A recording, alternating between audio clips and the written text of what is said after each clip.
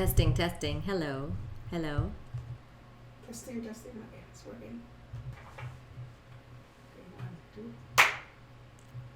My name is Parul Haribhai, and I want to share some of my memories and experiences with food today. I was born in Rochester, New York, and when I was 5 ish, we emigrated back to India. So I'm Indian origin, and I grew up there. And some of my earliest food memories have obviously been shaped there. But what's interesting is that I did not like food growing up. I was a very picky eater and ate only because I had to, never really had any favorite foods or enjoyed anything. My mother doesn't like to cook, so some of this may have been due to that she would just put something together on the table and we had to eat it. It was pretty bland. And so I grew up just, food was never important to me. I didn't learn how to cook from my mother or did not cook when I was growing up. I always had better things to do. My parents live in India. My dad's an engineer, retired. My mother is a homemaker. My mother is one of 12 siblings, and at least half of her siblings are fantastic cooks. My aunts, my uncles just can whip up things together. And so when we would go to their house, it was always a treat because then I would like to eat. Hello, my name is Parul Haribhai. I currently live in El Paso. I am married, have 2 children, Simran and Nikhil, ages 15 and 11. My husband is Sajir Haribhai. And we've been living in El Paso now 20 years, so this is now home. I was born in upstate New York, in Rochester, New York, and when I was 5, we emigrated to India, 200 miles north of Mumbai. My dad, Manilal, is a retired engineer. My mother, Bhanu, is a homemaker. And had a great childhood growing up in India. However, food was never my thing. I was a very picky eater as a child. Didn't eat most things, didn't like most things. So just ate because I had to and would move on. Never had any favorite childhood dishes or anything like that. My mother did not and still does not like to cook very much. So she would just make something that was necessary for the day and we had to eat it. However, my maternal aunts, one of them in particular, Hansa, and then a couple of my mother's brothers are fantastic cooks to this day. My 65-year-old uncle, Kushal, still cooks to this day. Almost every day he's in the kitchen and concocting new things.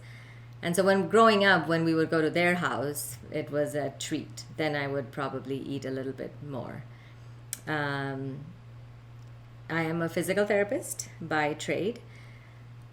And somewhere along the line, I'm trying to remember when I started developing the love for cooking.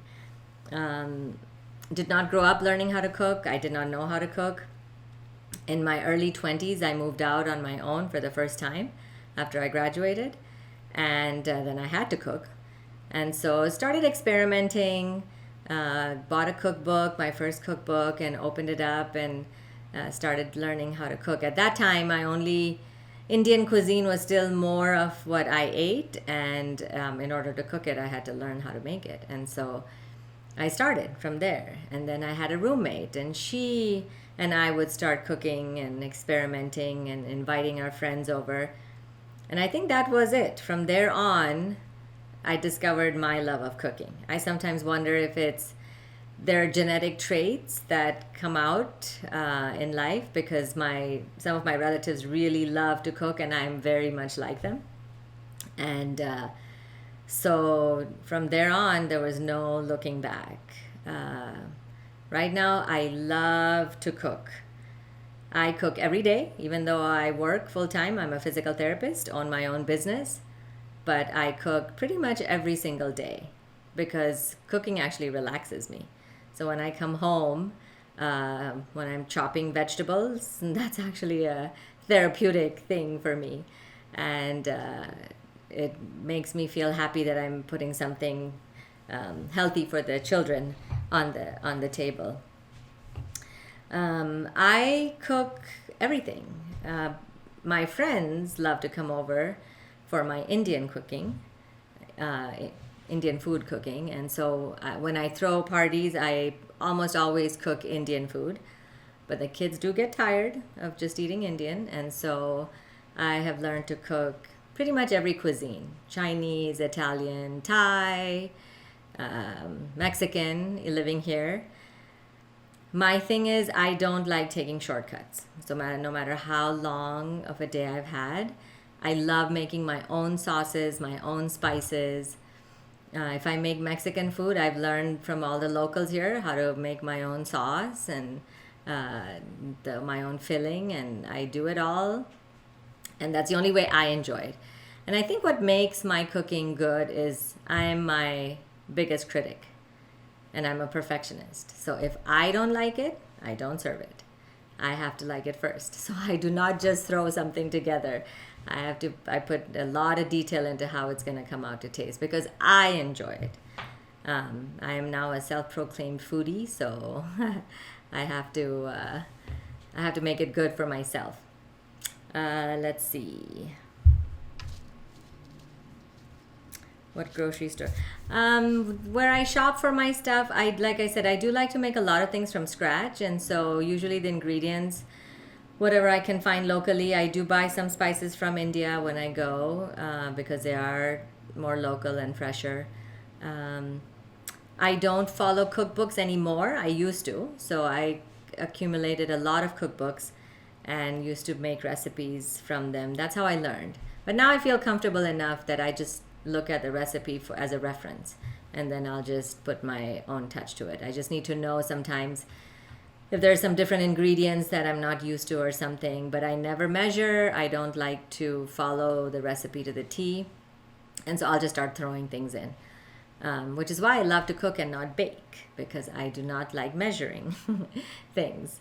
I just want to throw stuff together and see what comes out of it. What are some of the things that you throw together? Give us some names of dishes that you cook.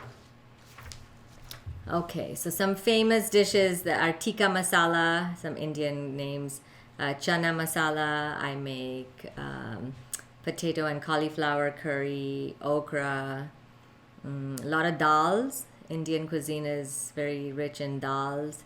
I make my own naan at home. I make my own breads at home. Rotis, they're called. They're like Mexican tortillas, very similar, but made with whole wheat flour. So yeah, those are some of the common names. There's a lot of Indian street food that I make, and there's a general word for it called chaat. And those are things that are just a combination of different vegetables with different sauces. And walking in India out on the streets, there are little stands, and you can just order a little plate to go and just eat it right there, standing right there. And so I do make a lot of chaat, mostly as an appetizer if I'm going to have somebody over. So yeah. Living in El Paso, what new dishes or what new ingredients have you added to your cuisine? Mexican food. So I've learned, I did not know that there was such a thing as Mexican sauce. I thought it was a canned sauce made out of tomatoes when I was living in the Northeast. When I came here and I started talking to people, they would tell me that they would soak these chilies and then grind them up, and then that was their sauce. And I said, what are you talking about? And so the biggest thing I've added to my cuisine is the Mexican red chili sauce for enchiladas.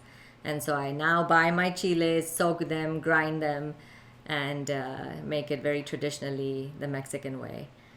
That has been the biggest thing I've adopted into my cooking. Of course, jalapenos. Oh, salsas. I like to make my own salsas. And so I have taken all the local ingredients, like all the different kinds of chiles, jalapeno. I don't mess with habanero; it's a little too spicy for me. But I love pico de gallo.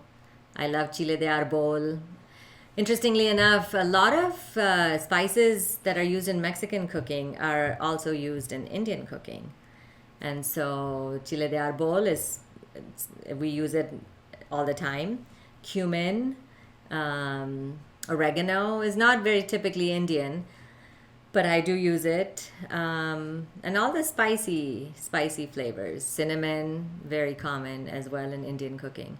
So there is a lot of crossover. And so it's not entirely new, but the chile sauce, the enchilada sauce, was new to me and something I've adopted. Do you eat meat? No, I do not. I am a vegetarian, as are my children and my husband. So every meal I cook is vegetarian, not vegan, vegetarian. We do eat dairy and cheese. And people often wonder, like, what do I eat or what do I cook? And been raised vegetarian, it's very easy to cook vegetarian food because then you know the different kinds of lentils and beans that are out there for protein, different spices and different vegetables, and you never really miss the meat. If the food is flavorful and made with fresh ingredients and good ingredients, you really don't need anything else. And so, yeah, I cook a lot of all vegetarian meals. Do you have a garden? No, I do not garden. That is a dream of mine to have someday when I retire. I unfortunately don't have the time, but I love the thought of having to just go pick something. I do have fruit trees. So in the summer, I do enjoy fruit from my garden, but that's about the only thing that I have currently in the garden, just because of lack of time. Yeah. I feel food should be an extension of your thoughts and your life.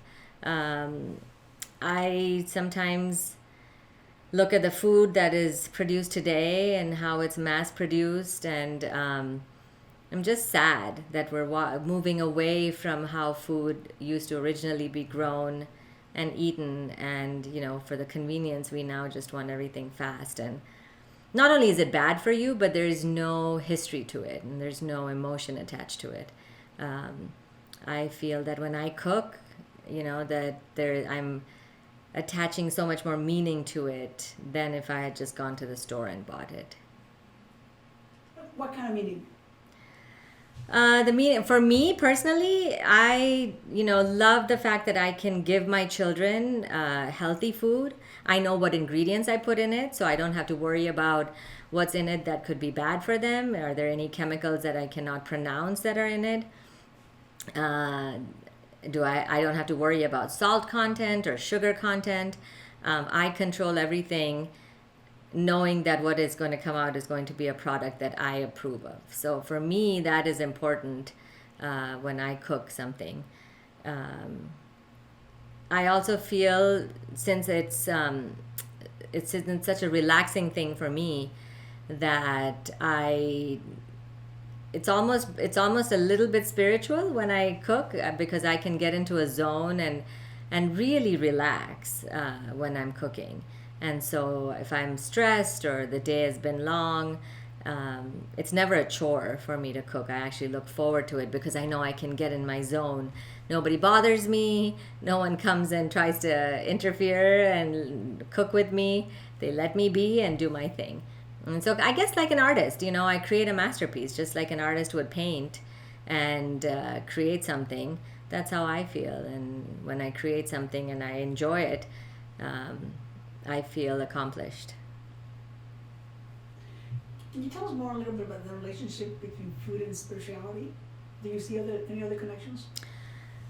Not too much. I'm more of an agnostic person, not overly religious, and so other than just it being meditative for me and bringing my mind to calm down, I don't see anything beyond that or any connection to it any more than that. In India, if we take food and religion, there are a lot of ties to it. In Hinduism, you're usually supposed to first cook the food and offer it to God before you eat in the mornings. And there's a lot of my friends I know who do that. Food is offered at a lot of religious ceremonies. Special foods are prepared during special ceremonies and religious days. I'm not into all that, so I don't do it. But there is a connection in India, especially between food and religion.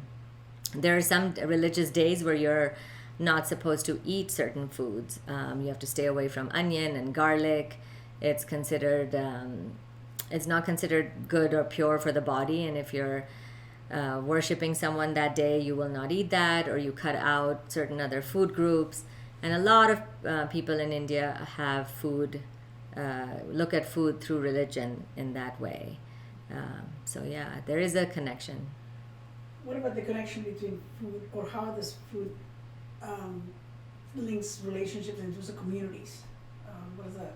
Oh, food always brings communities together, just like music can bring communities together. I have hosted so many people in the neighborhood and made so many friends through food. So I love to cook. I'll invite 4 people over and we will have wonderful conversations. And so for me, food is definitely a way to connect with people. I love when they come over and I can share my food with them. So I think it's huge. I wish we did more of these type of gatherings where somebody would cook and people would just feel free to come over and have conversations over food. Yeah, I think it's a huge community builder. It can, especially in today's world where there's so much going on, where people are being torn apart for so many reasons. I don't think anyone would ever fall apart at a table where there's food being served. Everyone's differences melt away. As long as you stay away from politics and religion at the dinner table. Very good. You mentioned a few minutes ago in terms of cooking for your family and knowing what's in the food and not having chemicals that are things that you can't pronounce. Can you tell us a little bit more about sort of the relationship between food, what we consume, and the natural environment, the social environment? Sort of a little bit about your views on the food system, the food industry.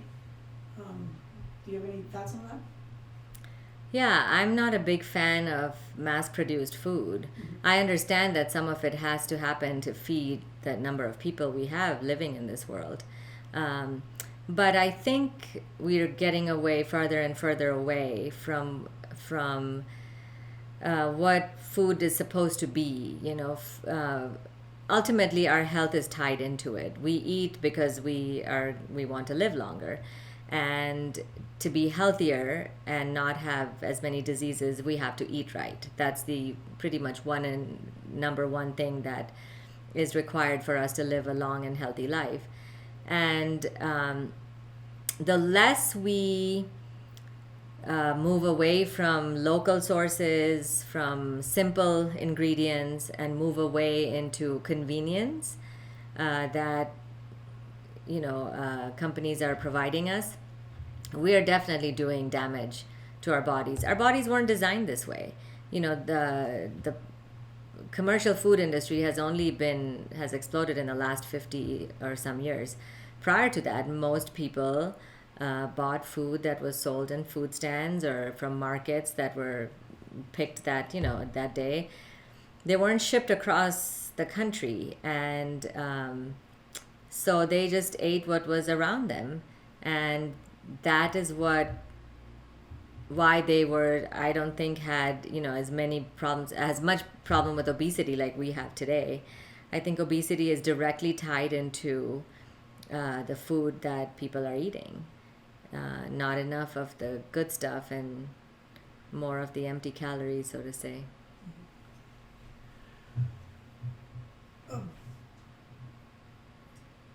You've been an apostle for 20 years? Yes. In those 20 years, can you tell us a little bit about how you see the food in El Paso? I mean, How has it changed in terms of places to buy food, in terms of restaurants to visit, and just in the last 20 years, how do you feel that, or maybe it hasn't changed, or just tell us a little bit about it. Yeah, that is my one gripe I have about living in El Paso. If I, when I talk to people, I really feel there is a scarcity of really good restaurants offering a different variety of foods.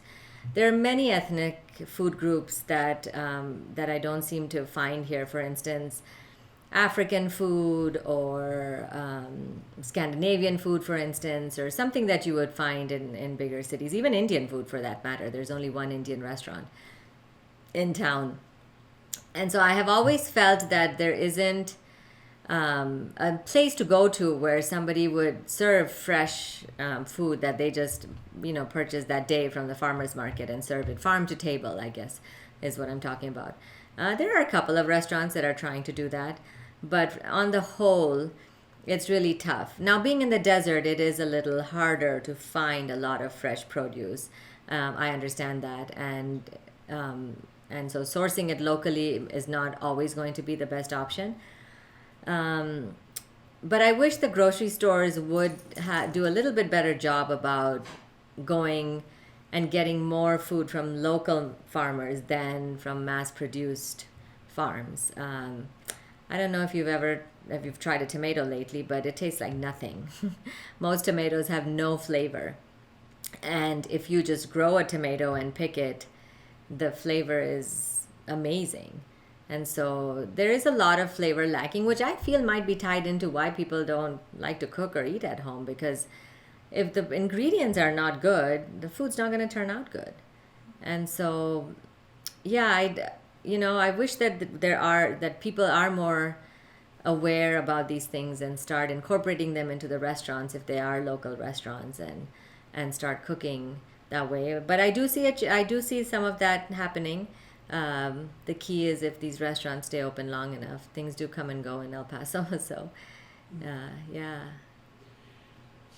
In your travels, since you said you were from New York, right? And Yes. you lived in India. At some point, you came to the United States, and maybe you've had the opportunity to travel to different parts of the world. How do you experience food when you travel, and how does that has got an impact on what you cook? Oh, huge. So being a foodie, I always want to try out local cuisines. And so I haven't traveled much. However, when I do go within the US, for instance, I will always try to find a restaurant that is different or unique that I wouldn't get here in El Paso. So for instance, like I mentioned, African food. I was in Santa Fe once, and there was it just said an African restaurant, and it was the most amazing experience. I've been to an Ethiopian restaurant, and that was a fantastic experience. And so I'm always seeking out things that I do not get on a regular basis.